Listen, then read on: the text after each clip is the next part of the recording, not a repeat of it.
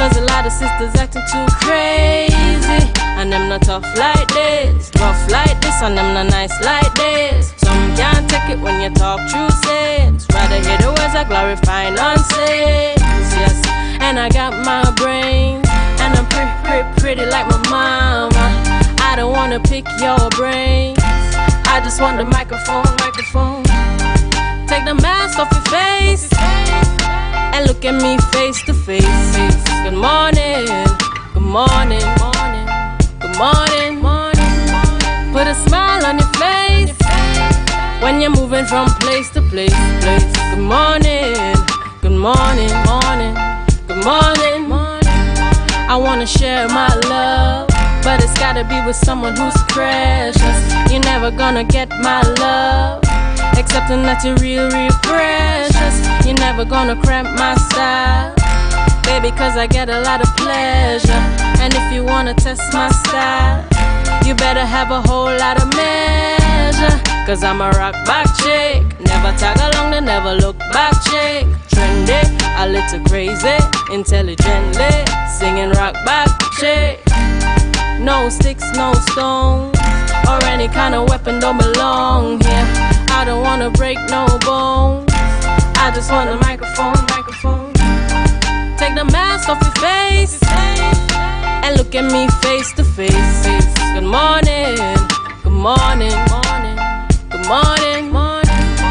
Put a smile on your face when you're moving from place to place. Good morning, good morning, good morning, good morning, good morning, good morning, good morning, good morning, good morning.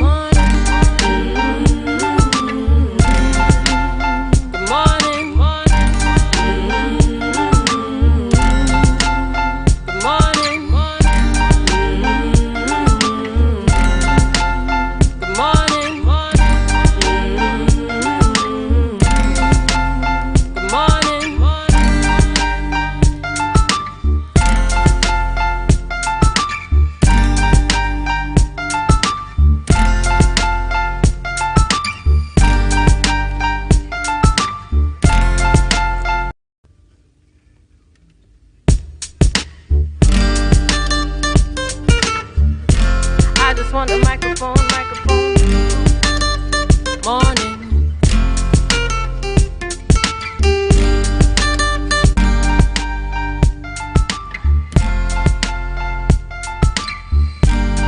Put a smile on your face when you're moving from place to place.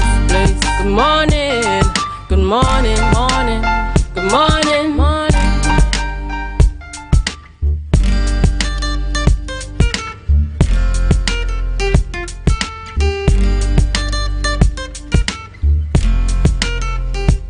Good morning to you and welcome, and thank you so much for joining us.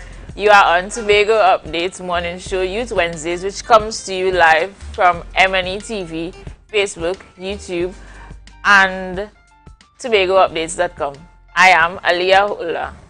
And I am Chane Campbell, and we are coming to you live from the Port Mall in Scarborough. It's all about Youth Wednesdays, and it's indeed a pleasure to be here this morning. Aliyah, how are you feeling? I'm good. This morning is really calm and collective and nice. And how are you? I'm lost for words. Honestly, I'm lost for words. You know, something is peculiar about this show. Somebody's missing. Yes, it's true. How about we say good morning to who's missing? Good morning to you, Dwayne.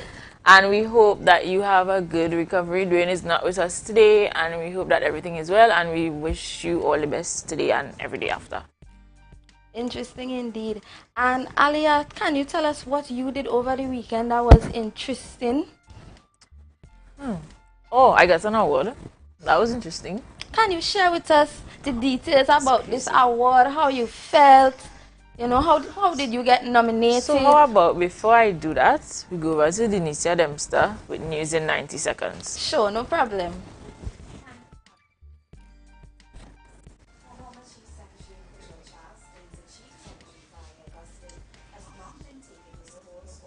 to messages. Charles says there's a lot of advice he wants to offer the current administration. However, he is having a hard time grabbing the attention of Augustine. In response, Augustine claims and has him involved in certain matters.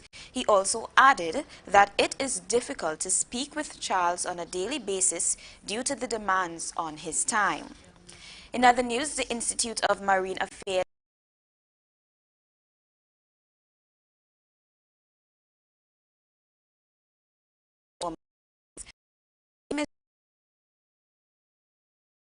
months to see how they can best regrow corals and seagrass.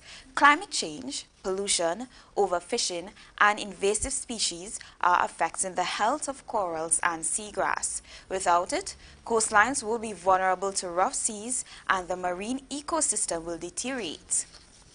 Meanwhile, Prime Minister Dr. Keith Rowley is expected to meet with some members of Congress in Washington, D.C. today. Rowley is in the United States on national business and on behalf of CARICOM. Yesterday, he met with the U.S. Senator Chris Dodd, who is the special advisor appointed by the U.S. President Joseph Biden for the Summit of the Americas to be held in Los Angeles in June. Today's meeting with the Congress is to continue discussions which took place in Barbados last week with heads of CARICOM. The discussions were about finding solutions to threats of blacklisting of Caribbean banks by U.S. financial institutions. That was your news in 90 seconds. Back to you, Aaliyah. Thank you very much, Like before we went to Tunisia. So I would just let you all know that I received an award for Female Youth Leader of Trinidad and Tobago by the All-Female Executives Association of Trinidad and Tobago. So yes, that's what happened over the weekend, Danny. Alia, that's a little bit of details. Tell us about the nomination, the feeling, the lead up to the event. I feel like I've been interviewed instead of I doing the interviews this morning. It's alright. So for that, it was quite simple. I got a phone call saying that they need some information from me and my organization and what I do on the island of Tobago. And I did send that information. And then a couple of weeks after, I received an email saying that I was receiving an award. I didn't know what information was about first. And then it just went through to this, as we see on the screen. So how was your weekend? What happened for you over the weekend? My entire Easter weekend and coming into last weekend was just about family. I spent time with my aunts that visited from foreign and it was just eventful. I also participated in a dance showcase Sunday. Shout out to Delicious Dance Agency. Keep up the good work. Yes, we are it. Check it out. And so my weekend was a simple one but definitely an enjoyable one. Okay. And as we're speaking about over the weekend, we know that Anturia's mom's funeral was on Monday. So good morning to you, Anturia, and we wish you and your family all the best in this trying time. And also good morning to you, Julian, and we hope that you are getting better today. So Johnny, tell us, what's on the rundown this morning? Well, viewers, we have a very eventful and interesting show for you this morning. Continue to stay tuned to us. We have Huey Cadet coming to speak to us about the PNM internal election. We also have Jeanne Hazel, owner of Bon Appetit TT, coming to talk to you about her business. And Alia, what's the last interview? So the last interview is a very interesting interview. Well, for the island of Tobago, because schools are now open, and of course we want to have the perspective of tutor. So there is Braden Roberts, the president of Tutor, coming to speak to us this morning about the reopening of schools. Then we close the show and we say goodbye to you guys, which is unfortunate. But remember to share the live, share the live, share the live. MI4 Security Services Company is the most advanced security service in Tobago. Ask about our cash and transit service. It's safe, risk-free, reliable, and timely. We provide safe banking delivery for all business types and sizes with highly trained staff, 24/7 monitoring, coordinated emergency response, and a well-maintained fleet of armored vehicles. Contact us at 660-7723 or visit our website at www.mi4securitytt.com to sign up today. Rest easy at American Stores. Up to 20% off. Outstanding discounts on selected Serta, Sealy, and Therapeutic mattress brands. Check us out today at American Stores, where we make quality living affordable.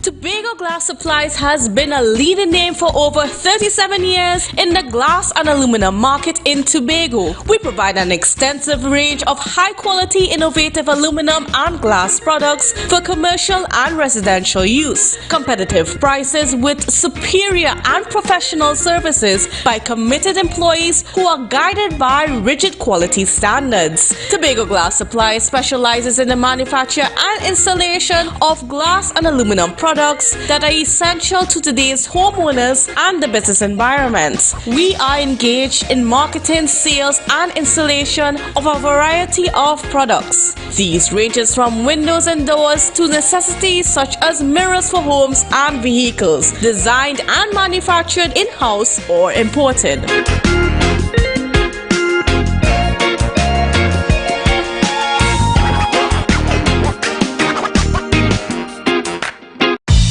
Taste in the air everywhere. Feel the vibe, cause it's something to share. Smooth, rich and creamy, you'll find it right here. Makes you smile, relax a while, it's fun and good cheer. Ooh, enjoy every scoop. Ooh, every taste will get you hooked. We have flavors that you love, a combination special. Come along, enjoy your treats. This is Uncle Pete's. It's a different type of thing down there. Man, we party till we drop down there. With a lot of pretty girls down there. Down in Tobago. Are you looking for that all-in-one shopping experience? Then look no more. Visit Lamb's Best Mart for your grocery items, fruits and vegetables, drinks, home items, stationery, gift items, hampers, shopping gift cards, toiletries, small hardware items, and much more. We provide order and pickup service, even delivery to your door. We are your friendly community supermarket. Check us out today at Lamb's Best Mart, located at 22 Daniel Trace Canby, or visit us on social media at Lamb's Best Mart.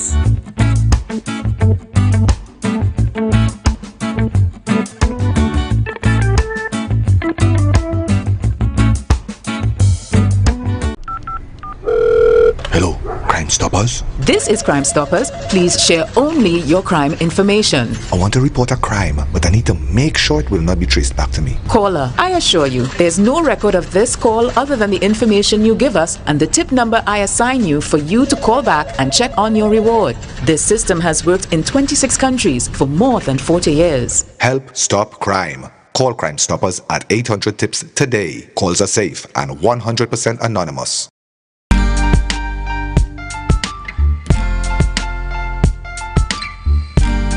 Put a smile on your face when you're moving from place to place. Good morning, good morning, morning.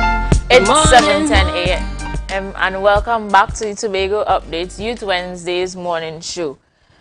This morning we have on set with us Mr. Huey Cadet, a former assemblyman, who will be speaking to us about the PNM internal elections. But just before that, we have some interesting stuff happening on the eastern side of Tobago. The Argyle Waterhole Bar card is back up and running. Come and hang out with us every Friday, Saturday and Sunday from 5 p.m. Come and hold a vibe. This Friday, 29th April, which is this Friday coming, from 5 p.m. till, don't miss happy hour from 6 p.m. to 8 p.m. On Saturday, come and rock away. Happy hour starts from 7 p.m. to 8 p.m. And on Sunday, couple up. So all couples go out on Sunday is a love vibe. And enjoy the conscious vibes from 5 p.m. to 10 p.m. Expect to see DJs like Professor X, Rodney Gordon, DJ Punky, and Mighty Crush. Come and enjoy the drinks, the food, and the vibes at the Argyle Waterhole Bar. So, guys, the Argyle Waterhole Bar is back in full swing. So make sure to head on up to the east, which is the best part of the island. Yes, I'm being very biased. And enjoy the drinks, the food, the vibes. And for the couples, remember that Sunday is your day to go there. Good morning to you, Mr. Cadet, and how are you this morning? I'm fine. Good morning, and how are you? Good morning to your viewers. I'm indeed fine and happy to have you here with us. It's a pleasure to be on Tobago Updates for the first time. Oh, and it's the first time you're on Tobago Updates and you're on the Youth Wednesdays. Yes. It's good to see young people advocating and doing their thing. Very positive. So as we touch on youth, we know that you were once, I have to say once, because you're not youth anymore, served as the youth officer of the People's National... I did at the time, yes. Right. So, tell us, and you also serve as the past election officer, right? That's good. So, as the past election officer, what was the membership of the party like then, in terms of numbers? Well, the PNM's membership is approximately 8,000 to 9,000 persons. It's approximately that. Of course, our support base is somewhere in the vicinity of 12 or 13,000 on average. Right. Yes.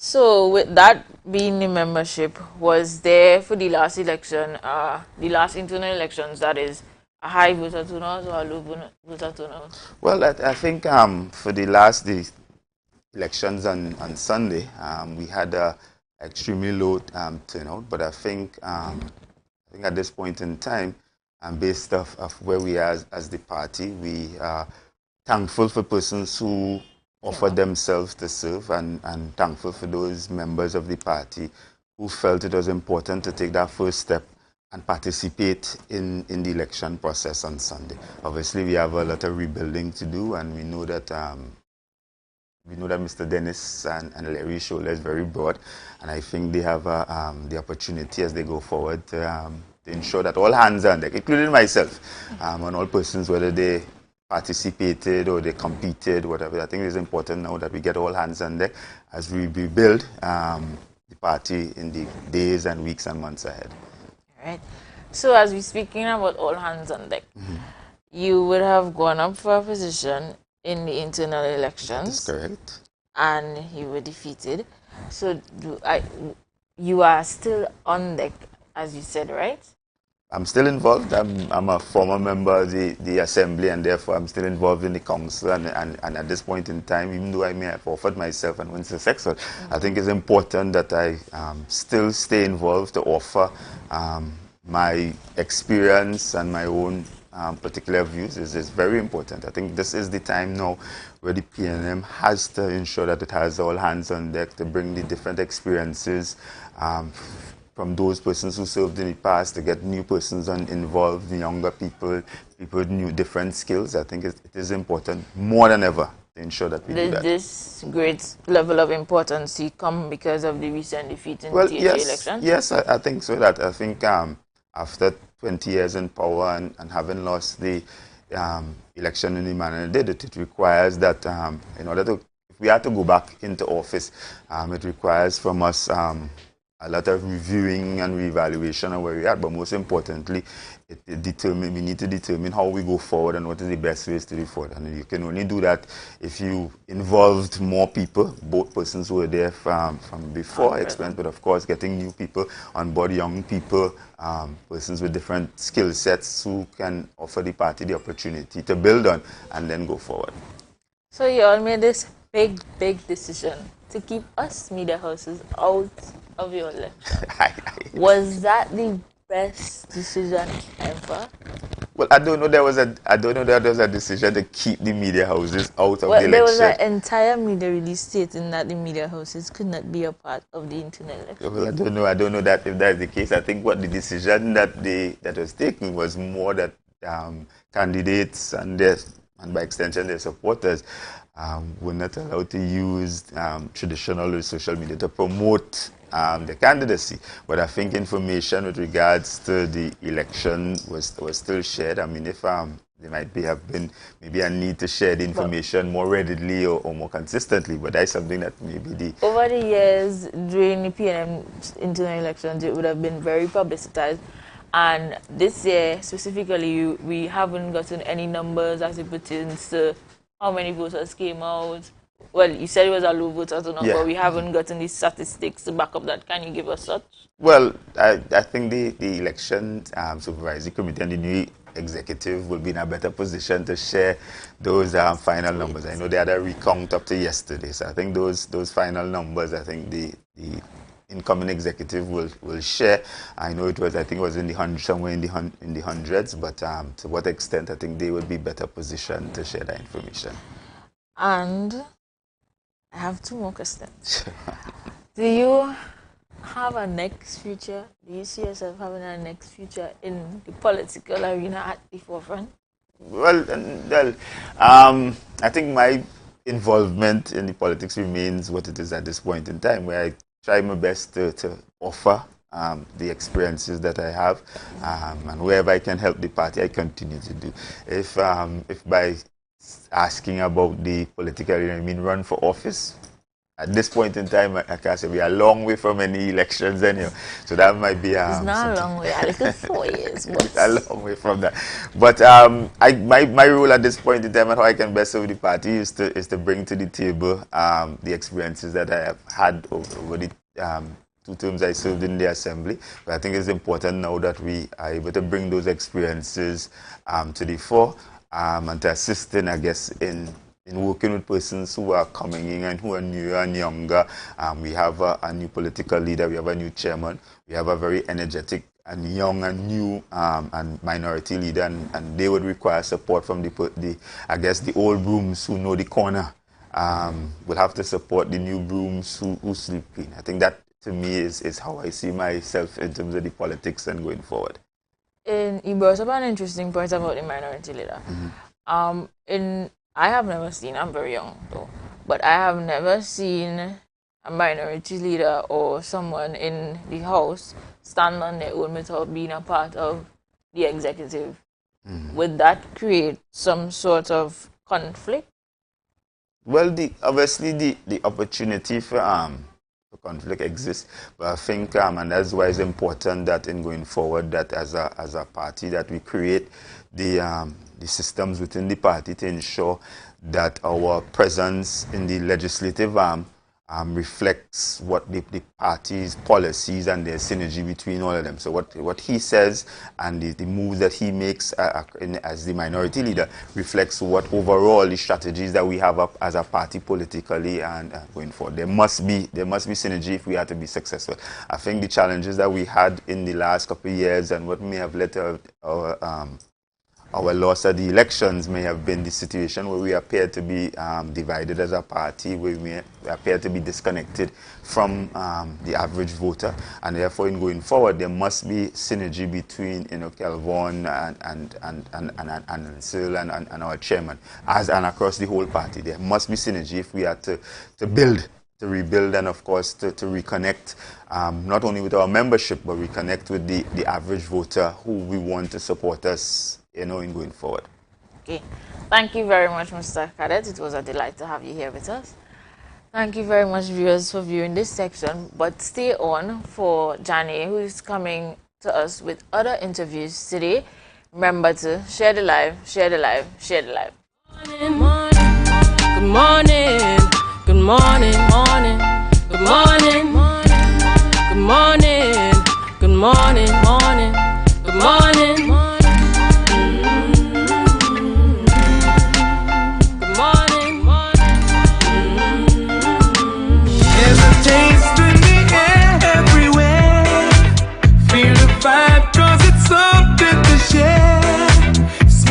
And creamy, you'll find it right here. Makes you smile, relax a while, it's fun and good cheer. Ooh, enjoy every scoop. Ooh, every taste will get you hooked. We have flavors that you love, a combination special. Come along, enjoy our treats. This is Uncle Pete's. It's a different type of thing down there. And we party till we drop. drop down there.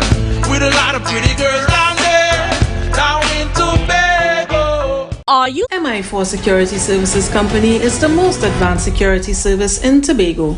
Ask about our cash and transit service. It's safe, risk-free, reliable, and timely.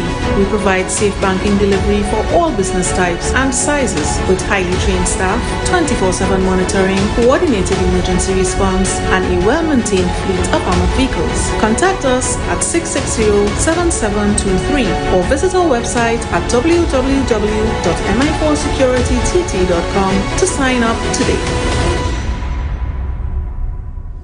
Rest easy at American Stores. Up to 20% off. Outstanding discounts on selected Serta, Sealy, and Therapeutic mattress brands. Check us out today at American Stores, where we make quality living affordable.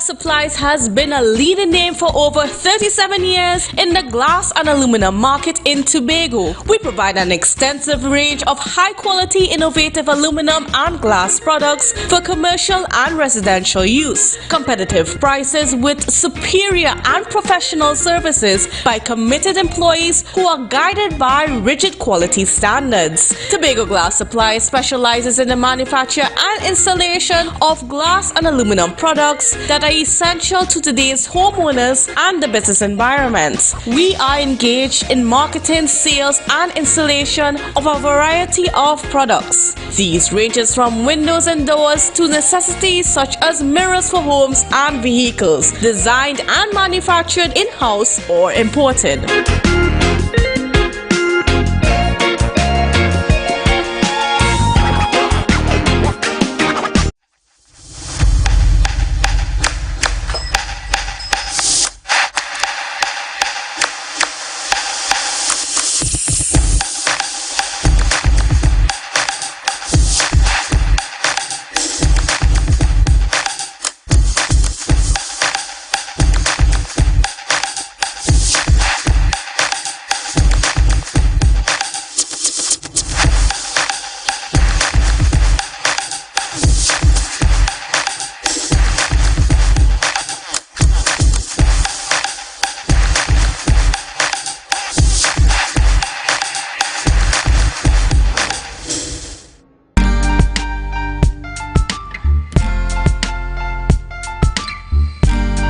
Put a smile on your face when you're moving from place to place.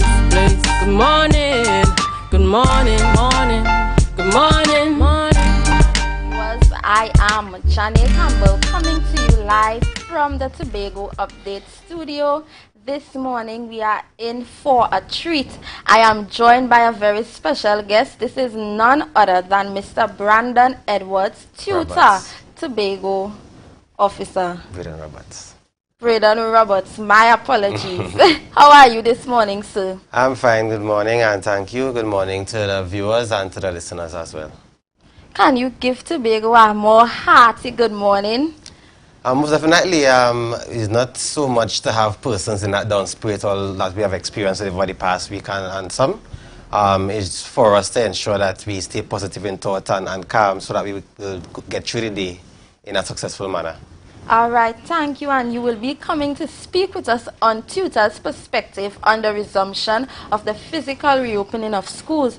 And I don't want to beat around the bush. Let us get right into it. So the first question I have for you is, what is tutor's position on the reopening of schools physically? Do you believe that we were ready to revert to that form of face-to-face instruction? Right, so the question really is we needed to be ready. We know that some of our students weren't doing too well in the virtual platform. Some would have been doing well, I must also say. We took too long in putting systems in place. I know that we have been concerned about the COVID-19 and how students will be back out and congregating. However, if we had readied our schools, we would have been able to focus only on COVID protocols where we would have the best effort in minimizing any spread and the anxieties and so forth. So I would not want to say just that we are not ready. We need to be ready.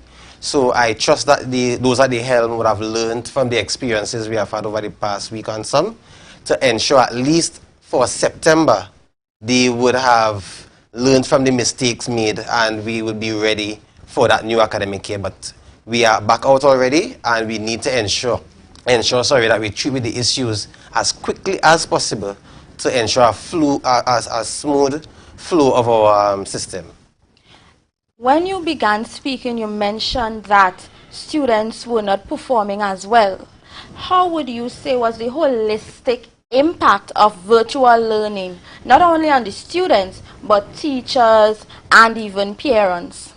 Right, so all experiences, good or bad, is something to learn from. I know that a lot of our teachers would have learned new skills to add to their operation. Some of our students who were more into that technology would have benefited in terms of having a different modality of learning.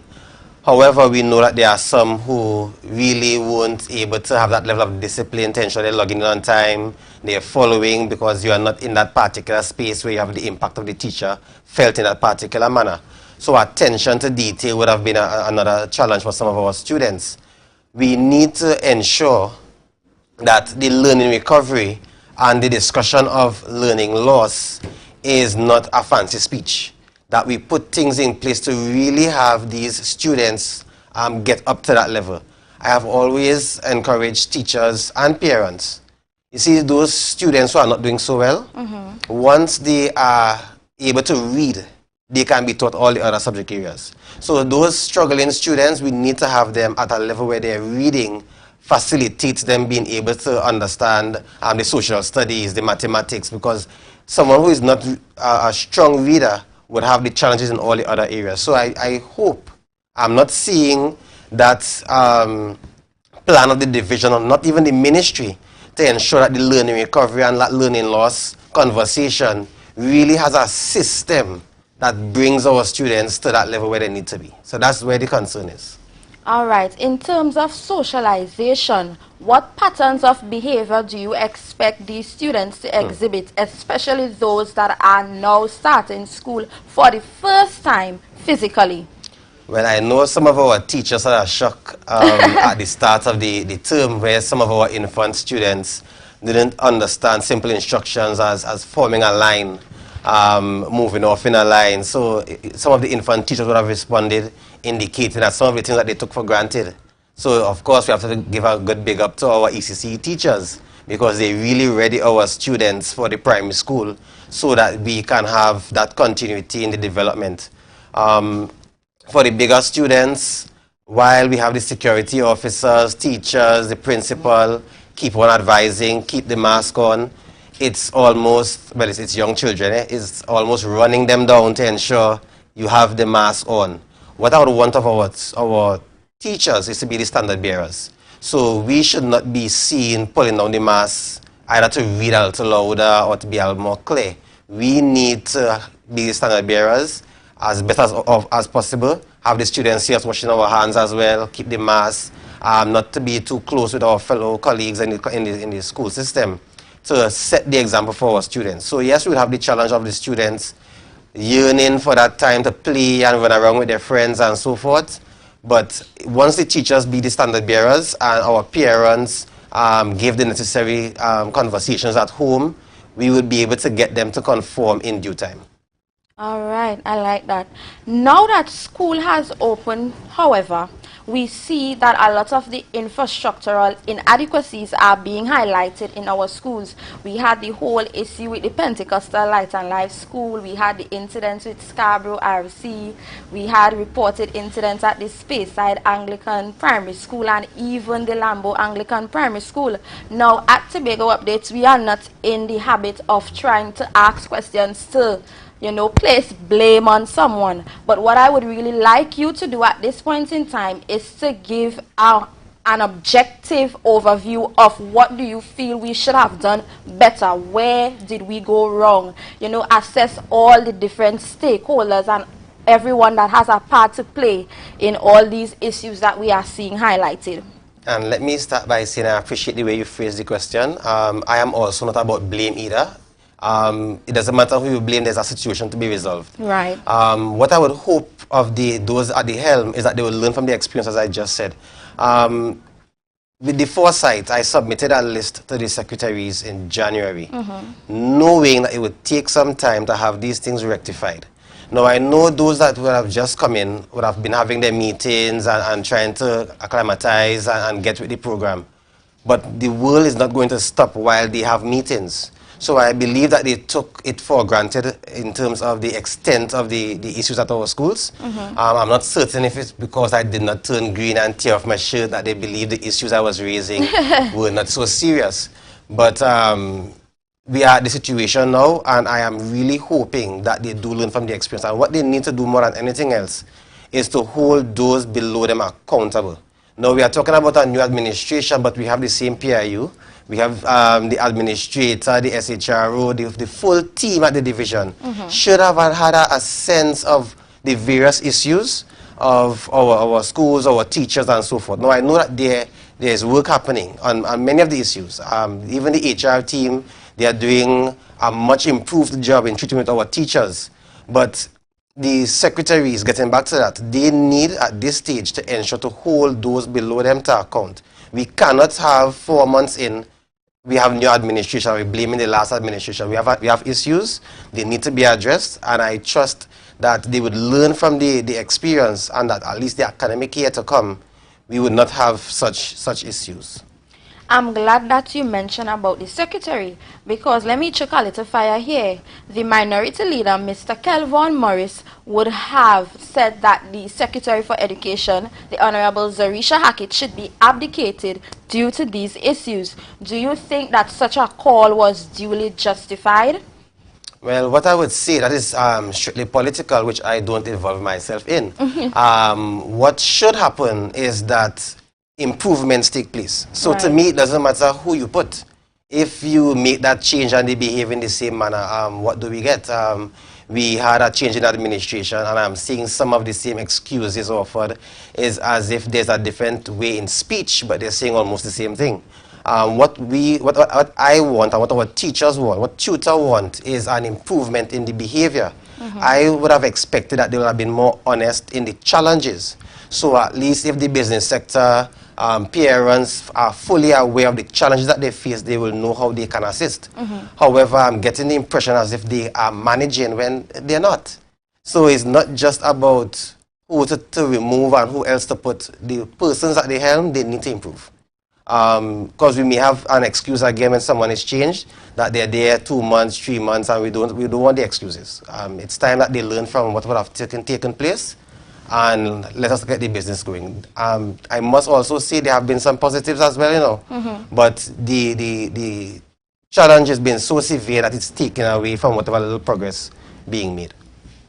All right, all right. How has tutors' interaction been with the division thus far, with this new administration?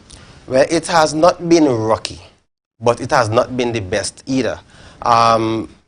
Understanding that they have been thrown into a situation where school has reopened some months into them being appointed, they have been, as I said before, in several meetings. So even tutor asking for a meeting, we don't always get the meeting any time, feeling that we would want to have the meetings. But we are hoping that that unity will be a little stronger. We had pledged at the start, our first meeting in January, to have a working relationship. Now, it's important to not be in a fight. In a fight, somebody loses something. So we must be able to work together where we can all benefit. So I am looking forward to an improved relationship. It's not rocky, but it's not the best. I have the communication with the secretary at times. It's minimal. I have a more fluent communication with the assistant secretary. It's still not the best, but I am hopeful that in time, the relation would improve. I know that they took some time, as I said, in acclimatizing and being in several meetings, so they were always busy to an extent. But I would want us all to be at that level in terms of maturity in the public space where we see the issues and not so much personalities, and we can advance the business. Something that is very pertinent that came out of this issue is the issue of accountability on the part of denominational schools. Now, I don't want to get into all of the fine details. We all know about the incidents with Pentecostal Light and Life. Do you believe that these schools should be held at a greater order in terms of transparency when it comes to taxpayers' money? Most definitely, but there is a misconception being put out there. There was a bit of dishonesty in how the information went out. Okay. The money allocated to board schools, they have various things that it's allocated for. Right. It did not make the news, but the said day that the Pentecostal Light and Life School would have closed, additionally that they would have closed, the division sent a team to treat with the AC units, the electrical issues. They delivered fans. So they know that they had these things to do. So it's not just to see, and I'm also seeing in social media where they are blaming principals. Where do principals get the funding from? It's from the division. Where are the board schools going to treat all aspects of schooling? The division have their role to play. So yes, board schools need to be held a little more accountable, but it's not that board schools fell down or principals fell down. There's a working relationship. Principals send in their letters, their reports, or their requests on a termly basis. Based on the exigencies of the issues, they may send it more frequently than once per term. So it's not just to say the board did not do their job or principals did not do their job. The division got their reports. They knew of a lot of these issues. Some will be new, especially with the leaking roof and so forth. That's something you cannot predict. But it's not to say that the board not doing their job or principals not doing their job. We need to be honest. And I don't want us to be in that kind of fight. Let us be clear what the issues are and let us treat with it in a way where we are not throwing blame or pointing fingers. I like that you mentioned that. Let us be honest, and I do hope that the truth comes out in a way that is just, unbiased, and fair. Now that school has reopened, is tutor happy with the result? Happy in the result of what? The infrastructural things, how the term would have started? Well, tutor will not be happy. Based on what is happening, will not be happy. But we appreciate the efforts of all stakeholders, including the division, because we are seeing where, well, in my visits, I've seen where teams were sent from the division to treat with the electricals and so on. It's late, but it's happening. In terms of our principals and our teachers, I have always cautioned them. You see this get-it-done attitude that we have adopted because of the care for our students. When we make do with low standards, it does not put the division in a position where they feel they need to treat with the issues. So I would applaud our teachers and our principals nonetheless, because they have been going over and beyond. But at some point in time, we need to get our schools to that standard where all benefits. We need to have our students ready and set to learn and not being babysit, because those schools where the furniture is significantly short, students are sitting on chairs with no desks. What kind of focus you really have? So there are the gaps. We will not be truly happy until our standard is at an acceptable state, but work is being done. I don't know that continuously beating on the division will make a difference. They need to improve, so I hope that they listen to the message. Principals and teachers, I want to reassure you all that tutor is advocating on your behalf. Parents and teachers, once we all work collaboratively, better men could come. You see, the pointing fingers and the fighting would only bring further chaos. Interesting, but how would you rate the division's response to these issues? Because to me, I think they responded quite quickly, and I am seeing development take place. What would you say? Because I believe the secretary is working hard in resolving these issues. I even saw URP themselves building benches. So, big up URP. But what is tutor's take on the matter? I believe that our response is being provoked out of me. I cannot give a high rating. It's not possible to give a high rating. You cannot wait until so late and then be busy out on the field and get a praise for working. they had the time to work on these matters, and that is why I always open. The information was sent to the secretary, the administrator. They heard of these issues throughout the 2 years. So the team, they knew of the Stick things. up in. Sorry. So what you are saying is that you would have been advocating for these matters to be addressed prior to the physical reopening of schools, and they weren't? That's what you're saying? Well, most definitely. And in seeing that these things are not quick fix, we were advocating for them to treat with these things. Send teams. Don't just depend on the principals to send a report. Send technical teams to assess the schools. All those things were on the table. So to say that they are doing a good job now and they're busy fixing schools now is not the full picture, and I can't give a high rating for that. I appreciate it because something has to be done. But I cannot give a high rating for waiting last minute and being seen busybody trying to fix the issues. But in all the licks, I want them to improve. So it's not to beat down on anybody. I cannot give a high rating. I cannot give a good rating at all.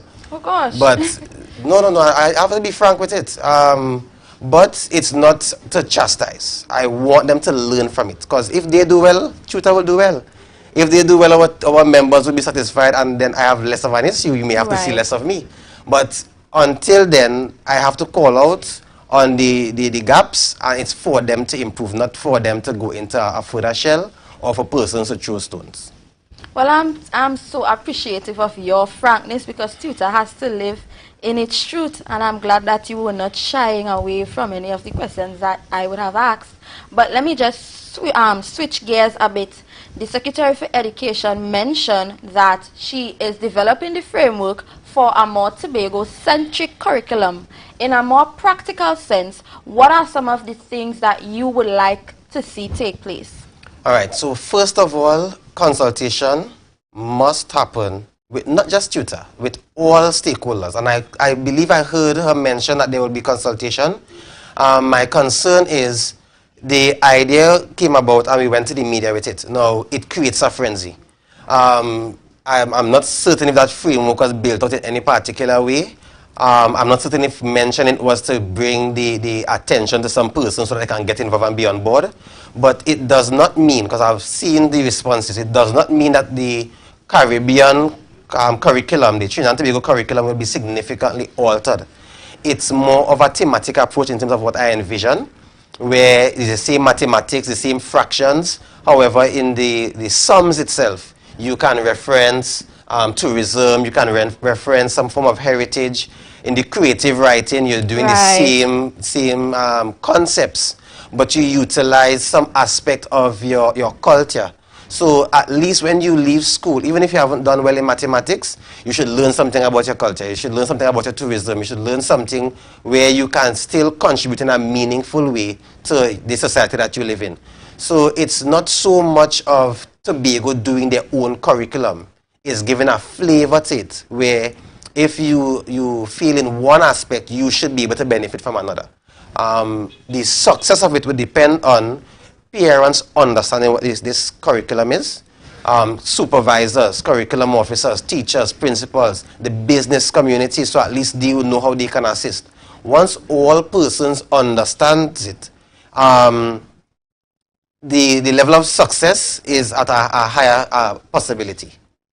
All right. Once everyone understands it, the level of success is at a higher possibility. Thank you so much for speaking with us. I really enjoyed your frankness and everything. But before you go, is there any other pressing concern that tutor has that you would like to bring to the forefront? Well, the only pressing concern really is the relationship, in a time where we are all in a state of unease in terms of the infrastructural issues, managing our students in the pandemic and so forth. We would have that little friction between principals, supervisors, teachers. Is for us to be mindful of the emotional intelligences, the interpersonal relationships, that we are not so much bringing down persons, but we are working together to get above this. I am getting a lot of, and even throughout the pandemic, frictions between principals and teachers, principals and supervisors, even the curriculum officers. Persons are complaining about several things. We need to be mindful of persons' roles and be able to work with that understanding. And that has been a growing concern. Too many of the interpersonal issues is getting into the way of our education. Right. Thank you so much, Mr. Braden Roberts. Am I correct this yes, time? Yes, you are correct. Thank you so much for speaking with us. This conversation has definitely been enlightening and enjoyable.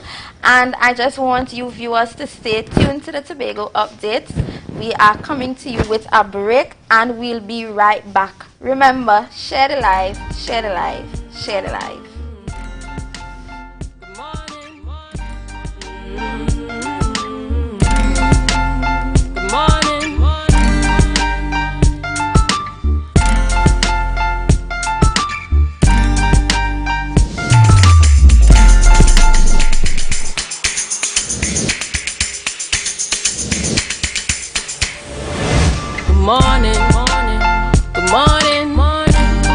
Put a smile on your You can now get whatever you need whenever you need it anywhere in Tobago with Tobago. Your meals, medication, groceries, and shopping all delivered directly to you. No more hassle, no more stress. Get the Tobago app today on Google Play or Apple App Store. That's TAPPOGO and let us deliver to you. Check our website at www.tapogo.app or call the experts at 494-TOGO and 484-4746. Tobago. Relax. We will get it to you. Tobago's at your service. I'm Patricia Nicholson Richards. Welcome to Tobago Update Sports. I'm your boy Marcus Daniel. Thank you. Trinidad and looms and remains when the public is nobody lives here. Oil and gas exploration continues to affect the livelihood. Spearsides, marine industry. Tobago fishermen. When will the Roxborough Hospital be fully functional? Of the 5 a.m. to 12 p.m. window at the treasures like the Golden Waterfall to rise in Tobago.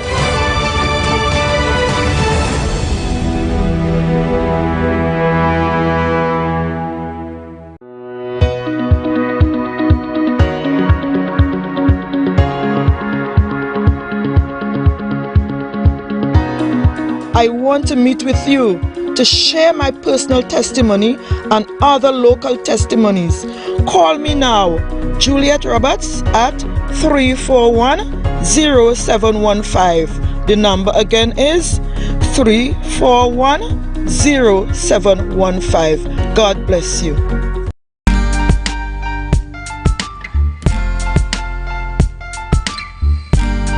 Put a smile on your face when you're moving from place to place. Good morning, good morning, morning, good morning, morning. Good morning and welcome back. Thank you for joining us on Tobago Updates Youth Wednesdays. And today we are here at Jazz Artistry Studio. I am Aliyah Holder and we are here with Miss Danielle Smith, the CEO of Jazz Artistry. Good morning to you. Good morning, Aliyah. And in the background you will see some lovely young ladies who are here in a makeup camp for the Easter vacation. Can you please tell us about this camp and what does it entail? Okay, so it's a Bridgepreneur camp, right? And it's basically a beauty camp that teaches the young ladies how to apply makeup, the business side of things, just a little bit about, you know, deportment and stuff like that. Yeah, that's what the camp is about. And how long has this camp been going on for? This is our second year. The first year was in 2019. We hosted 22 young ladies at the Port Mall, right? And of course, you know, the pandemic could have interrupted us for 2020 and 2021. So we basically wetting our foot again with the camp with this small number and small batch for 2022, hoping that, you know, we could pick back up ourselves from where we left off before. And since that you skipped 2 years, well, technically 1.5, do you believe that makeup is something that should be taught face-to-face instead of virtually? For the age group, yes, right? And for the dynamic of this particular camp. With this camp, all the materials are provided for the students. So in order to facilitate students from all the different groups in society, right? So we don't want to put parents in a position who might be able to afford the camp but can't afford to buy all the material for the students to participate in. So I prefer, especially for this age group, to do it face-to-face. And where do you see this camp going for the future? Hopefully we're able to pull ourselves back up and operate in a larger space and to facilitate more students. I mean, the number of persons showing interest is very large, and we had to turn back a lot of persons. So we're hoping that now, as the restrictions are being lifted a bit, that we could do something bigger and better in the future. All right. And is this camp limited to one gender, or is this open? No, it's not. It's limited. The camp is for anybody that has interest in the beauty industry. Could you, since that is not limited to any gender, could you tell us the age group for the camp? I don't like putting an age group limit, but we've worked with persons from 10 years, and we've had persons before up until 40 years. Right? So there's not necessarily, it's not like a teenage camp, it's just for persons interested. Is Tobago Cosmetics a part of this camp? Some of the products that we do use come from the brand, right? But it's not a Tobago centered. The focus is not around Tobago for this camp. This is solely the jazz artistry aspect of things. That side of me, the makeup artist side. Side that we don't see much. The side that you see a lot, just that you don't know that you see a lot. All right. Thank you very much. Hi, good morning. Hi, good morning. And how are you? I'm good. Can you tell us your experience with the camp and also along with your name and your age? Well, my name is Tiffany Thomas. I am 19 years of age. My experience at this camp was very good. It's my first time and I learned a lot. What are some of the things you learned in this camp so far? Well, first thing first, I learned how to do my eyebrows and how to apply the eyeshadow. Do you think that you'll become a makeup artist in the future? Well, I am willing to go into the fashion industry. That is the reason why I came to this camp. So, yeah, not really a makeup artist, but yeah. All right, thank you. Can you believe she turned 82 today? What you mean who? Listen to these facts and tell me if you can't guess which Tobagonian has spent over 8 decades on this earth today. I know you ain't gonna believe me, you know, but this is 100% true. When she was born, she dropped out she mama womb and hit her head on the ground. In fact, she believes this is why she spent the first 13 years of her life being unable to speak. She had to overcome a terrible speech impediment in order to become the undisputed Queen of Calypso. Yes, she's a Calypsonian, and she first started with the name Crusoe Kid, but her real name is Linda MacArthur Monica Sandy Lewis.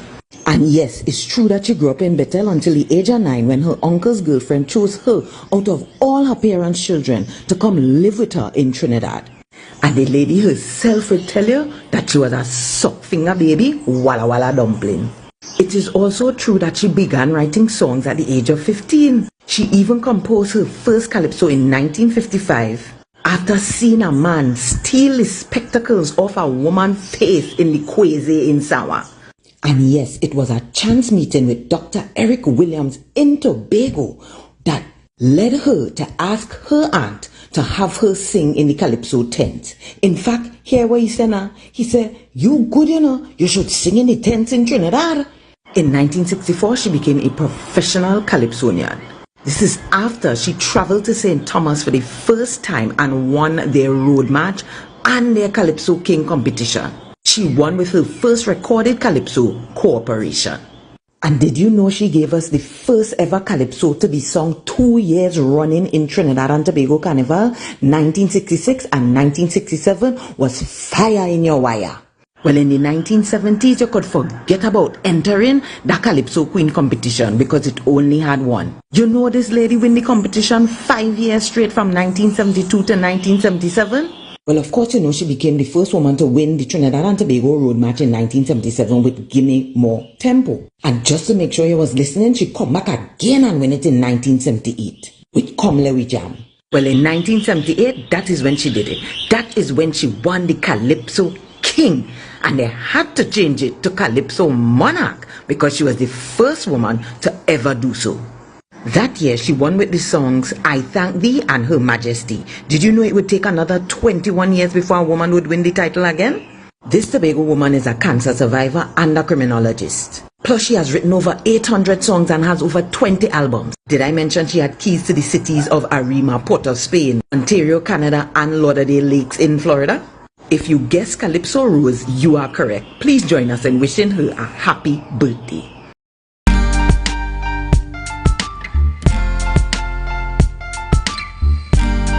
Put a smile on your face when you're moving from place to place. Good morning, good morning, morning. Good morning and welcome back to Youth Wednesdays on Tobago Updates Morning Show.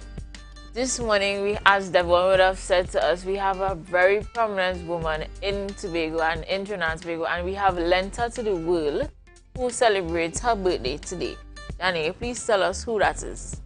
This is none other than Linda Macarthur Monica Sandy Lewis, also known as Calypso Rose, our Tobago Queen, our Tobago Calypso Queen. Alia, what other birthday we have today? Before we go to the other birthday, I would like to share a special story I have with Calypso Rose. So when I was doing speech band in primary school, they told us that we were going to Bethel to meet this famous person, and I like, Bethel don't have no sort of people that you know. When we got there, Calypso Rose was very intrigued with my performance, and she took me to the side and she said, "Young girl, you're gonna make it, you know. I like you. You're very nice. You're very nice." And it was so instrumental to me because I found out that this was Calypso Rose, and she was very, very humble and nice. So happy birthday to you, Calypso Rose. Also in birthdays, we have Tresvern Andrews. Happy birthday going out to you. And, well, this is not them, but this is Davion Dempster. Happy birthday to you. Wishing you all the best on the Tobago Updates family. Happy belated birthday to you, that is. What do we have to end off the show, Johnny? Well, that's it. That's all the birthdays that we have so far. What do we have next week? Can you give them a treat? Next week, Wednesday, we have something very special for you guys. So be sure to tune in. It will be a very, very interesting show. And also, do not forget to check out the Argyle Waterhole Bar that is now reopened and has a big event on Friday. Do not forget to check them out. And also, stay tuned for Up Next with Candice and Denicia for Good Morning Tobago. Have a good day, Tobago, and wishing you all the best. Put a smile on your face when you're moving from place to place. Good morning, good morning, morning, good morning, morning. This world is getting so cold. I wanna keep running like a soldier. Somebody must have touched my soul, 'cause there ain't no stopping till it's over. I wanna get up out my chair, 'cause everybody's getting so lazy. Don't want nobody touch my hair, 'cause a lot of sisters acting too crazy. And them like For Security Services Company is the most advanced security service in Tobago. Ask about our cash and transit service. It's safe, risk-free, reliable, and timely. We provide safe banking delivery for all business types and sizes with highly trained staff, 24/7 monitoring, coordinated emergency response, and a well-maintained fleet of armored vehicles. Contact us at 660-7723 or visit our website at www.mi4securitytt.com to sign up today.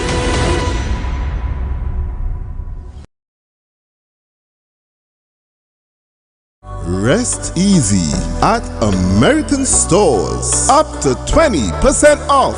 Outstanding discounts on selected Serta, Sealy, and Therapeutic mattress brands. Check us out today at American Stores, where we make quality living affordable.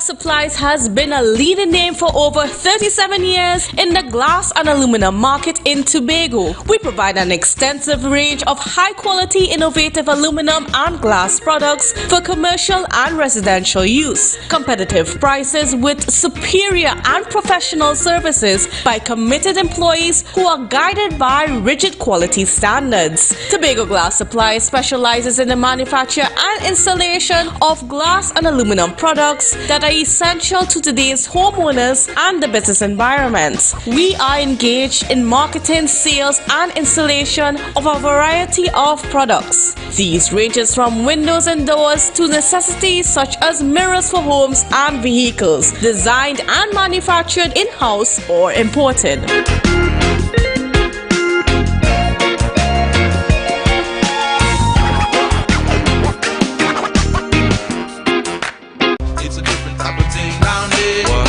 We party till we drop down there with a lot of pretty girls down there, down in Tobago. There's a taste in the air everywhere. Feel the vibe, cause it's something to share. Smooth, rich and creamy, you'll find it right here. Makes you smile, relax a while, it's fun and good cheer. Ooh, enjoy every scoop.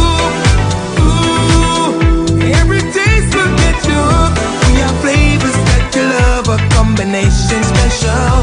Come along, enjoy your treats. This is Uncle Pete's.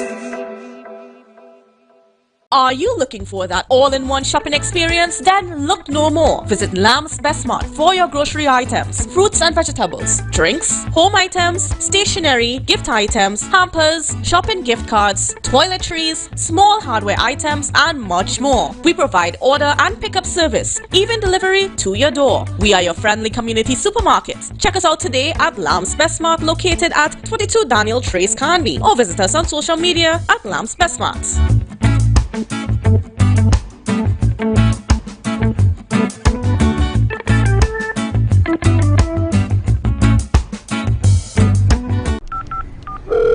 Hello, Crime Stoppers? This is Crime Stoppers. Please share only your crime information. I want to report a crime, but I need to make sure it will not be traced back to me. Caller, I assure you, there's no record of this call other than the information you give us and the tip number I assign you for you to call back and check on your reward. This system has worked in 26 countries for more than 40 years. Help stop crime. Call Crime Stoppers at 800-TIPS today. Calls are safe and 100% anonymous.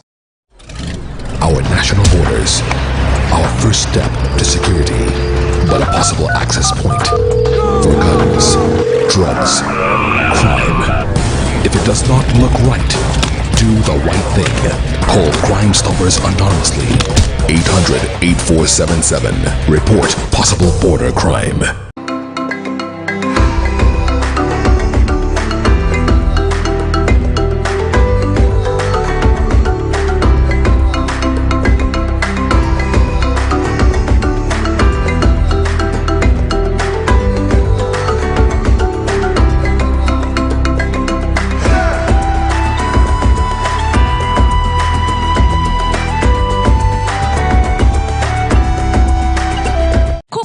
Cafe, the buffet restaurant that specializes in all your tasty local dishes for breakfast and for lunch. Breakfast includes coconut bake and sada roti served with chokers, bull joil and sausages in tomato sauce. Not forgetting beef and cheese pies, shepherd's pie, macaroni pie and rice in various styles. Meat served in a variety of flavors, garden salads and pasta salads. All this accompanied by fruit juices, coconut water, your choice of a great combination to appease your taste buds. So call us today to order, as we are here to accommodate your busy schedules or if you are having a cooking day off.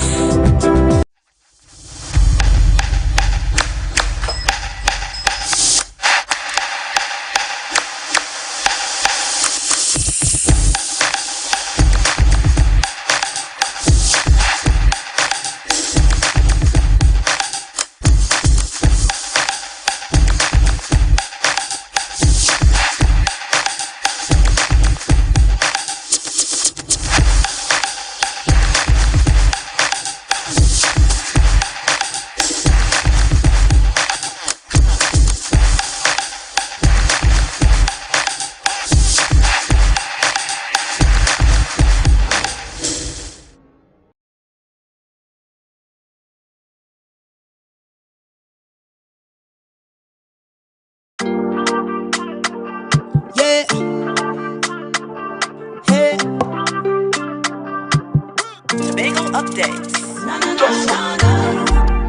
Good morning, Tobago. Wake up with Candace and Denicia. Let's go, go. It's a brand new morning. Rise up to a brand new dawning. As the passion start to rise, the energy fill the skies. I say thanks for favor to wake up and hear me neighbor. 60,000 people strong, and the vibes is never wrong. We are beauty, we are power. We are people in the sun. We are beaches, we are rivers. We are melanated ones. We special and there is Troy Charles claims the Chief Secretary is ignoring him. A marine resilience initiative is launched in Tobago. Prime Minister to meet with U.S. Congressmen today. And in sports, Youth Stars United unbeaten in Tiger Tanks under 20.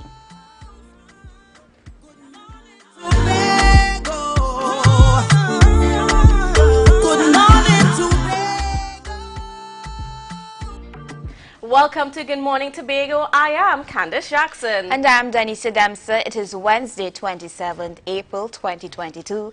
Let's dive into our top story. There is silence on the other end of the line, according to former Chief Secretary Ho Troy Charles. At a press conference yesterday, Charles complained bitterly that he is unable to speak with current Chief Secretary Farley Augustine about the urgent matters of importance. Here is more in this report. Former Chief Secretary Ho Troy Charles stands ready to assist the current THA administration. However, he says he is not finding a listening ear. I have kept quietly on a lot of blunders that have been made, Some of them are so disastrous that I want to keep quietly, still leaving the room open to be able to speak to people quietly. One of the blunders he wanted to advise the Chief Secretary on was the public's call to remove Dr. Winfred James from sitting on a board for a state company that falls under a division with his brother, Trevor James, as secretary. Because they are close somebody to somebody else. This is not a conflict of interest. Conflict of interest means that Brother James would have been hiring the brother to give him material from the place up inside there, and other people can't get like conflict of interest. Charles explained that when the matter of Dr. James was brought up at the Executive Council, Trevor James was supposed to declare his family relations and recuse himself from that decision. I wanted to meet the Chief Secretary to quietly pass this on to him and tell him, once the procedure was followed based on the code of ethics that the country accepts, you don't have to follow nothing that the public said. Another matter of concern that Charles wants to be heard on is that of self-governance for Tobago. Look how long you have the Tobago matter in the Parliament. Since June, you send it in a committee. You now bring out your local government for Trinidad. And you're now trying to upgrade Trinidad to be like Tobago. Not a word on the Tobago issue. And I'm not faulting Trinidad for that. I'm faulting Tobago. He is disappointed that Chief Secretary Farley Augustine is not responding to his calls on these and other matters. We met on the 5th of April. And we were supposed to see. And despite all attempts, I have not had a conversation with him while we agree that we are a telephone call apart and that we should meet every Tuesday. Meanwhile, Augustine told Tobago Updates that he does in fact communicate with Charles frequently. Recently, he involved Charles in a meeting with Planning Minister Penelope Beckles regarding sorting out the town and country planning matter. Augustine says he is unable to speak with Charles on a daily basis because many other matters of equal or more importance require his attention. However, he continues to value and respect Charles's opinions. For Tobago Updates, I am Candace Jackson. Several schools across Tobago were negatively impacted by the inclement weather yesterday. Lambo Anglican Primary School suffered leaking roofs, causing classes to be suspended for the day. Meanwhile, Speyside Secondary School experienced flooding in some parts. The rain also affected the Speyside Anglican Primary School and the Speyside Early Childhood Care Center. In a press release, the Division of Education, Research and Technology stated their project implementation unit is working with TEMA, the Fire Services and the Division of Infrastructure Queries and Urban Renewal to assess the drainage situation and come up with solutions for the schools in Speyside. They are also paying attention to the leaking roof at the Lambo Anglican Primary School. Switching gears to a bit of environmental news now. Corals are dying and reefs are declining worldwide. Tobago has not escaped this phenomenon. With threats of climate change and rising sea temperatures, it is necessary to intervene. Yesterday, the Institute of Marine Affairs, in conjunction with BPTT, launched a marine resilience research pilot project titled Marine Tobago to conduct scientific research on the regrowth of corals and seagrass beds. Here is more in this report. Coral reefs in Tobago have not been doing well in recent years. Many reefs are struggling to recover from the coral bleaching events of 2010. Director of the Institute of Marine Affairs, Dr. Rohana Juman, explains there is a decline in hard coral. We have lost a lot of our hard coral cover, which is the foundation of our coral reefs. And the yellow line on top, that's the algae. And a lot of our reefs are actually transitioning from hard coral to algae, which is not very good in terms of supporting our biodiversity and so forth. Coral reefs allow for resilient coastlines against stormy weather and harbors healthy marine ecosystems, as well as provide economic benefits. Tobago's reefs are under threat from land pollution, overfishing, invasive species, and climate change. Dr. Juman also reported there is a threat of diseases. Right now we are looking out for the stony coral tissue loss disease, which is moving through the Caribbean. We're also looking out for diadema dieback that is also happening. Seagrass beds are also under threat, commonly known as turtle grass. It is a nursery for many marine animals. It is their source of food, and it has the potential to absorb more carbon dioxide than the rainforest. But Dr. Juman says the only healthy seagrass bed exists in the Bonacord Lagoon. But you would notice in two of the sites, which is on the other side, on the Atlantic side, Kilgwin and in Laguira Bay, all the seagrass tilapia beds that we were monitoring disappeared in 2015, and this coincided with a sargassum influx. With the Marine Tobago pilot project, the necessary intervention can be made for corals and seagrass. Scientific research over the next 18 months will help formulate a plan forward for seagrass. We're looking at the community structure of the existing seagrass beds. We have to look at areas that can be used as seed material and areas that are feasible for restoration initiative. For corals, marine biologist Dr. Anjani Ganesh explains the focus will be on regrowth. We're looking at larval-based coral restoration, which is a strategy that's being used in the wider Caribbean when you want to preserve things like the biodiversity of the coral species. The program is also expected to involve many stakeholders. Meanwhile, BPTT is the main sponsor of the Marine Tobago project. For Tobago Updates, I am Candice Jackson. Assembly is in full support of the marine project. Secretary of Tourism, Culture, Antiquities and Transportation, Tasha Burris, was present at the launch of the program and said while they are trying to see how best they can continue to monetize sites like the Bucca Reef, sensitivity to the environment must also be considered. Protection of our natural environment continues to be a delicate balance where competing interests are always at play. However, this administration pledges to do right by this planet. The marine project itself, Burris said it serves as a reminder that there is a path to restoration when all seems bleak. It will assist in painting a clearer picture of the condition and potential to rehabilitate our blue assets as we move forward. Also present at the launch was Minister of Planning and Development, Penelope Beckles. It is therefore critical to give our coral reefs and seagrass beds a chance to build resilience to climate change and other naturally occurring stressors, and restoration efforts to afford them that fighting chance. She's looking forward to positive results from the marine project that would lead to more marine restorative projects around both Trinidad and Tobago. On to news of crime. A 27-year-old has been charged with assault. The man appeared virtually before the Scarborough Magistrates Court on Monday to answer charges of assault, occasioning bodily harm to a woman. Magistrate Erica Baptiste Ramkisoon placed him on bail with $10,000 and ordered him to have no communication with the victim. According to police reports, the incident occurred on Saturday, 12th February. The woman was at her home with the man when an argument ensued. The man became annoyed and then allegedly grabbed the woman by her t-shirt and proceeded to hit her several blows in her stomach. After the report was made to the police, WPC Curve from the Gender-Based Violence Unit led investigations and arrested the man.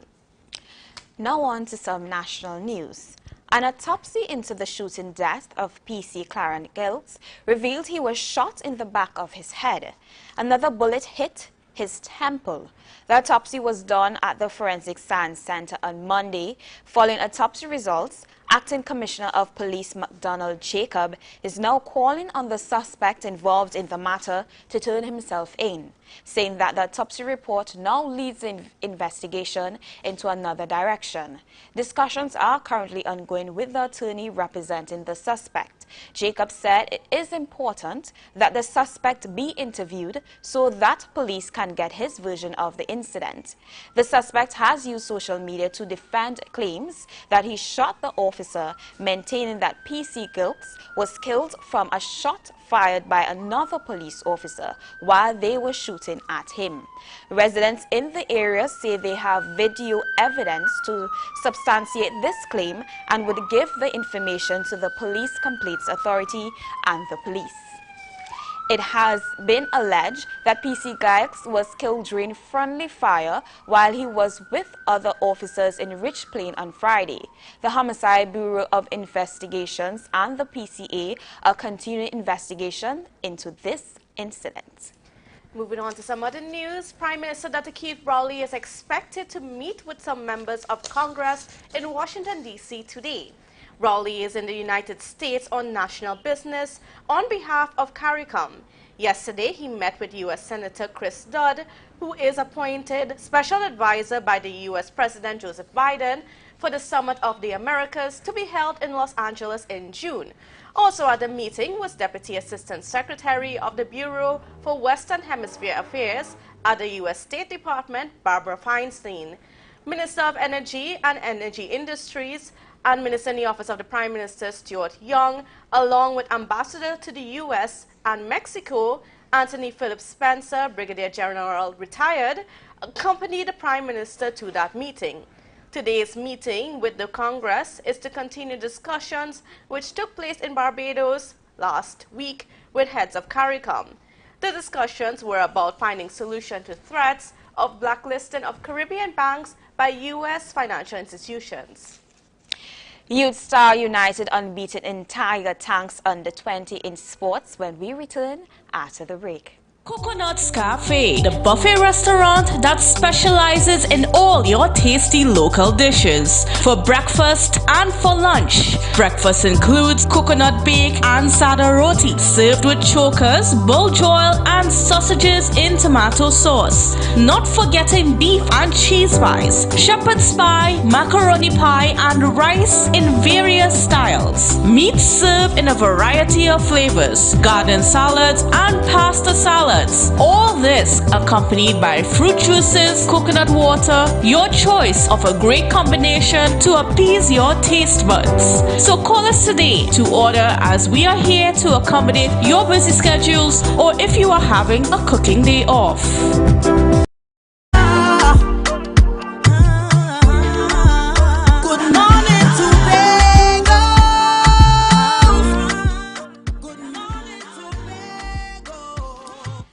Welcome back to Good Morning Tobago. Turning to sports. On Saturday, Youth Stars United edged FC Tobago Phoenix 1-0 at Dwight York Stadium. As action continued in Tobago group of the Tiger Tanks Men Under-20 Invitational Tournament over the weekend, Moses Bernard early strike in the 15th minute was enough for Youth Stars United to emerge with the win. Meanwhile, in the later game of a double-header, complacency in Stokely Vale's defense allowed Jafar Edwards to breach their defensive line in the 65th minute to give Bethel United 1-0 victory. Round of 4 matches at the Dwight York Stadium are scheduled for this coming Saturday and will feature Bethel United versus Sinclair Coaching School at 2 p.m., followed by Stokely Vale FC against Youth Stars United at 4:15 p.m. The top team in Tobago, after 2 rounds of matches, will oppose the winner among the 10 teams in Trinidad zone on a home and away basis to determine the champions. Now on to some wet news of weather, courtesy the TNT Meteorological Office. There's a yellow level adverse weather alert in effect until 6 p.m. today. This means that heavy showers and thunderstorms can be expected, accompanied by gusty winds. It can cause flash flooding in flood-prone areas. By nighttime, clouds should begin to dissipate with lingering periods of light rain. Temperatures are expected to get up to 31 degrees Celsius today and dip down to 24 degrees Celsius at night. Seas are moderate with waves up to 1 meter and between 1 meter and 1.5 meters in open waters and near calm in sheltered areas. Let's recap the headlines. Hotel Charles claimed Chief Secretary is ignoring him. A marine resilience initiative is launched in Tobago. Prime Minister to meet with the U.S. Congress today. And in sports, Youth Stars United unbeaten in Tiger Tanks Under-20. That's it for your morning news. Join us again tomorrow at 8 a.m. for more news. All right, Denise, we have some interesting things coming out in Tobago. We had the launch of this special marine project that is supposed to, help with revitalizing some of our corals and our seagrass, which, as you know, is so very important towards so many things. The protection of our coastlines, as well as our economy, and all of that in between. I remember last year, I had a friend who was doing a survey. It was basically a thesis, right? And with this survey, he was doing a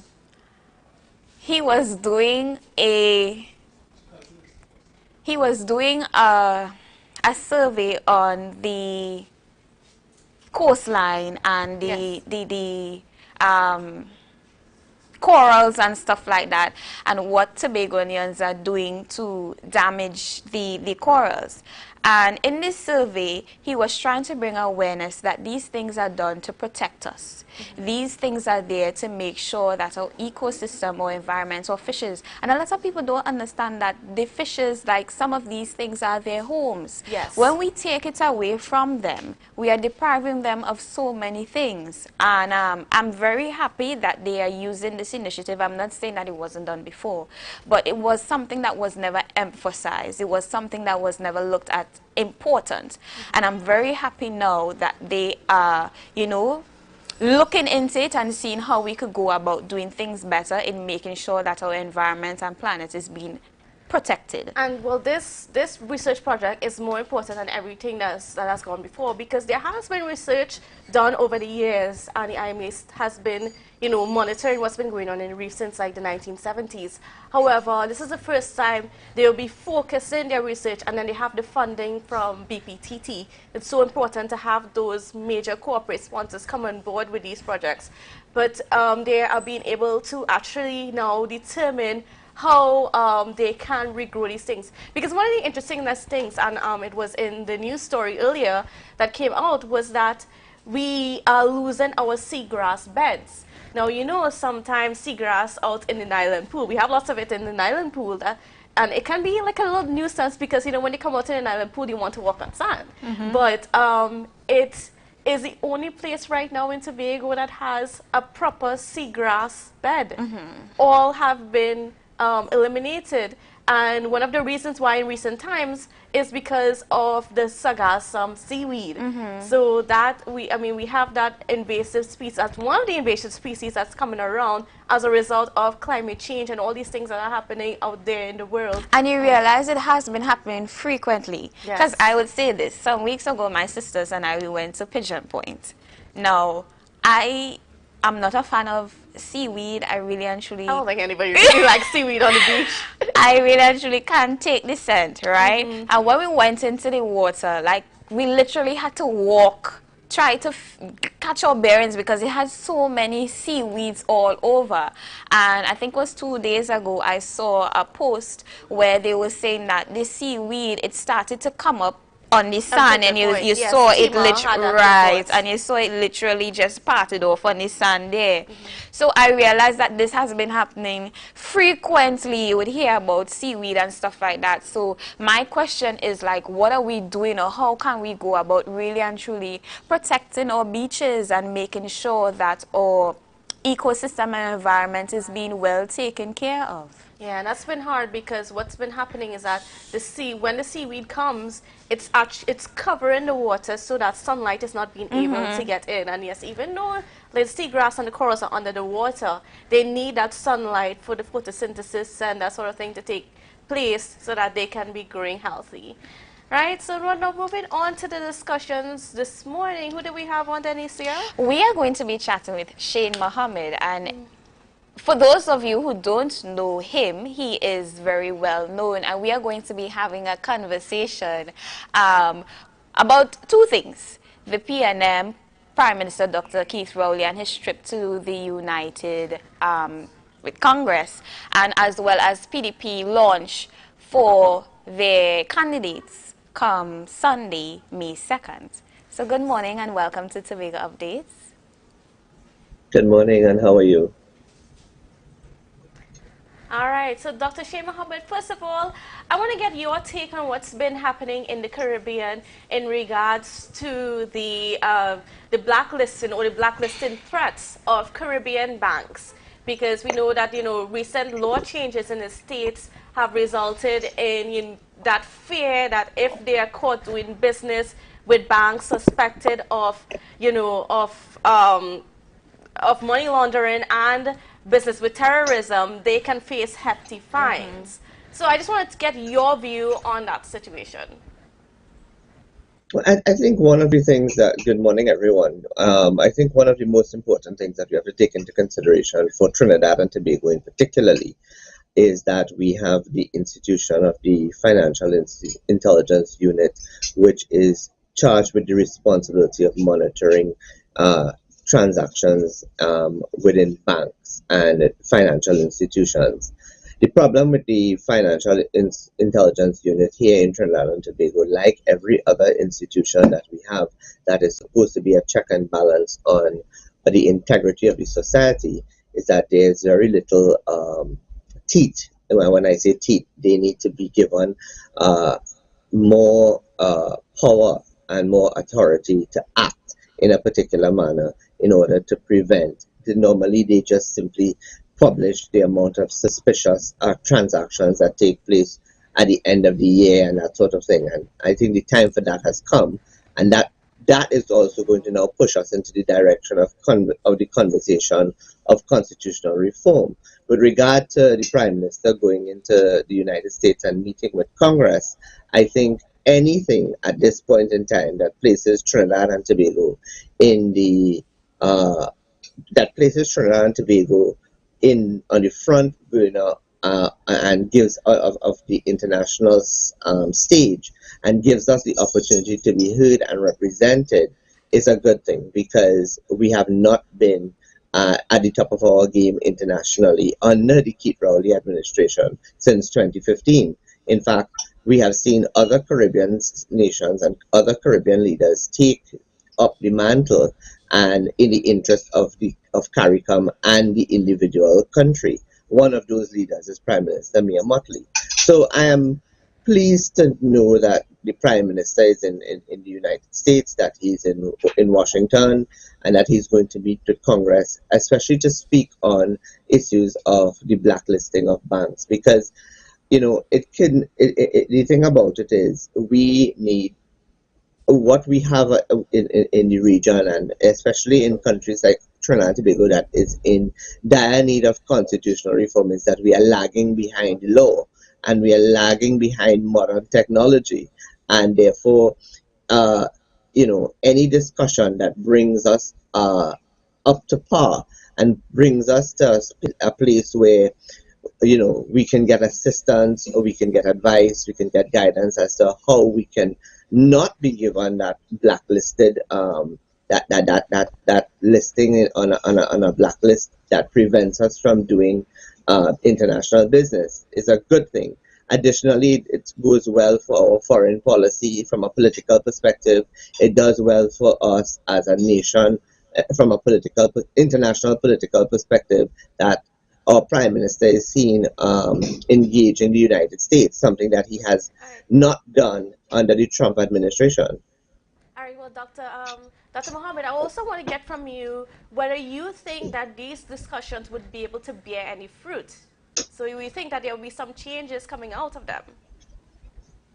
Well, I think one of the things that has to be understood is that the legislative framework of the CARICOM nations and the legislative framework of the United States may differ in quite a large manner, and therefore that one of the things that you have to do is take the conversation into the context where both parties, Congress and the Trinidad and Tobago representative on behalf of CARICOM and Trinidad and Tobago, comes to a middle ground.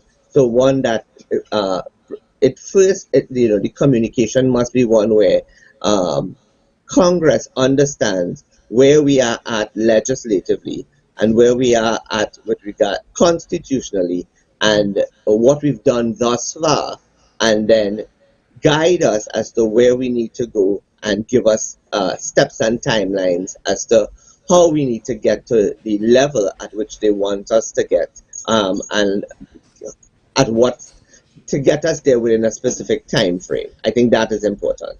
So I think it's effective communication to give what the Prime Minister really needs to do, and the delegation that is meeting with Congress, is to give Congress give them a overview of what the CARICOM states look like from a financial intelligence perspective. What do you look forward to coming out of these discussions, in your personal opinion? Well, to tell you the truth, I am actually very pleased that Prime Minister is in the United States. I'm very pleased that Prime Minister is representing CARICOM and Trinidad and Tobago on an international scale with a hegemonic state as the United States of America. The United States of America remains a very key player in the Western Hemisphere as it pertains to all of the international affairs that is going on. So it is, in my opinion, to remain relevant, for Trinidad and Tobago to remain relevant in the eyes of the United States is important. That's one. Two, I expect that there is going to be timelines and frameworks that will be developed and discussed for us to, as a region, to be on the same level with the United States, and understanding that how quickly but how easy we can get there without getting ourselves into what I would say is a parliamentary or constitutional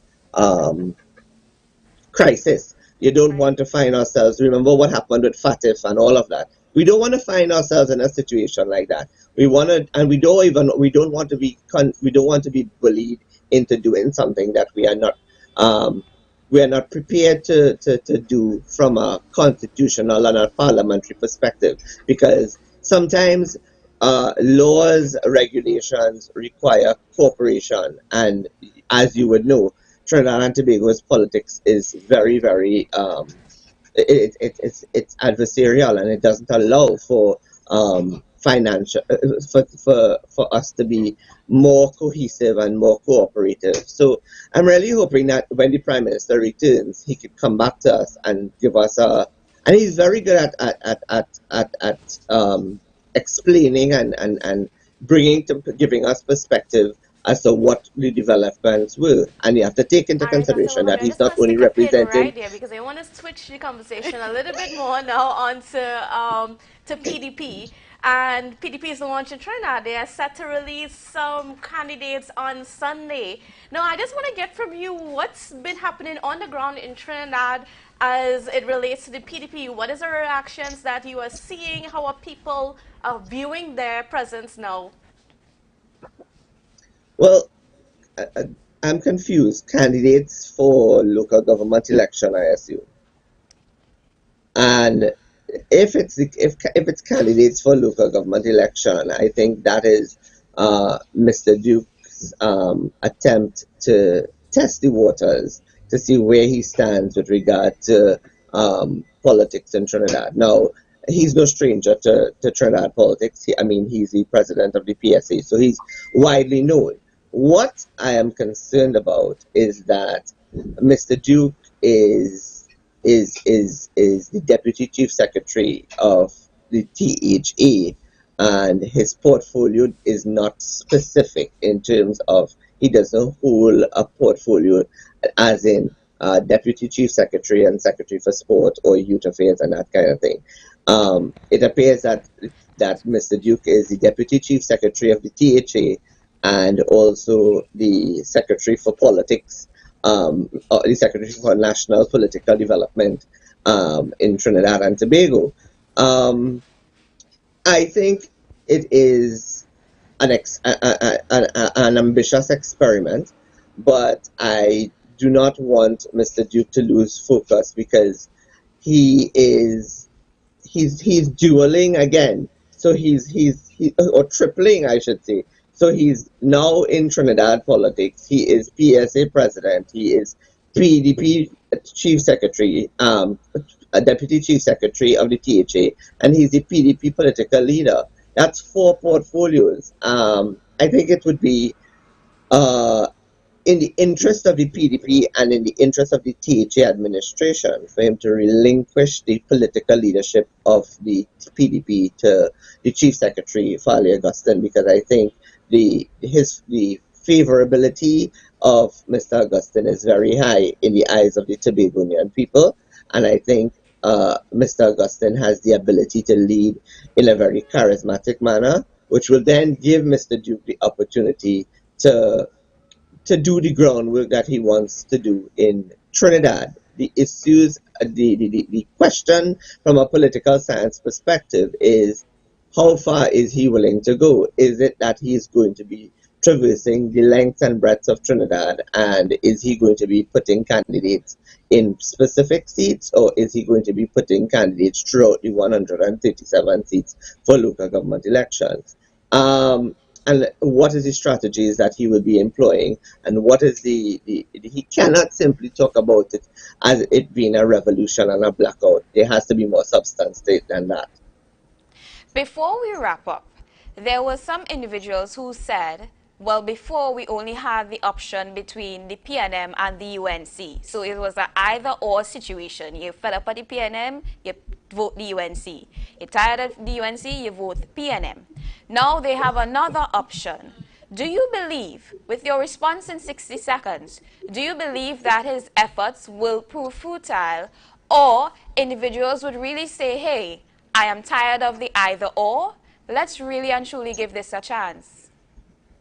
Well, to be honest with you, in 60 seconds, there's going to be at least 5 political parties fighting the general election the way things are looking like. And that is a disaster in my mind. I think that if 5 political parties enter into the political race in 2025, it gives the PNM a very open door because votes are going to be split left, right, and center. What I think is important and what I think is needed in Trinidad and Tobago politics is a system of consociationalism as posited by Sir Arthur Lewis, where we have to put aside egos and we have to put aside that trash and that trust towards who wants to be Prime Minister and focus on the people of Trinidad and Tobago and what is needed in the socio-economic and political environment of Trinidad and Tobago. Thank you so much. It was amazing having you here with us as always. You shared some insight, information, and your own personal perspective on what is happening in today's society and how we can go better, what we could do going forward in making sure that our needs are being met. So thank you very much, as always. All right, Anisha. So, of course, we had some interesting discussions. And as we are on the topic of the PDP, Tobago Updates would again be live with you on Sunday for the launch of the candidates in Trinidad. So, we will be giving you live coverage. Live coverage. Of course, you know, only with Tobago Updates, we give you some of the best coverage, you know. I will say the country, right? The best and the only one. I would always say we are number one. We are known for effectiveness and most importantly, our quality. So don't forget, no, we cannot be beaten. Those may try to succeed, but you know, once you're on top, it's always hard to try to maneuver. But please stay tuned. We are, like I said, Candace said, we are going to bring you live coverage. We are going to keep you abreast with what is going to happen, everything that is taking place, because we want you to be familiar with the information so you'll be able to have that knowledge. Knowledge is power. Can never know too much of anything. All right, great. So, and as we're on the topic of knowledge, don't worry, we'll be back tomorrow with more show. I mean, Julian will be back tomorrow on the morning show. And of course, we'll be back with Good Morning Tobago. So that's it from us today. Be safe and have a wonderful day. And as I say always, stay safe, keep smiling, do have an enjoyable day and an even better week and weekend that we are going to come up with just now. So stay tuned tomorrow. As Candace said, we are going to start off with Julian and we are going to continue GMT with Candace and Denicia. So stay safe, guys. Bye. It's a brand new morning, rise up to a brand new dawning. As the passion start to rise, the energy fill the skies. I say thanks for favor to wake up and hear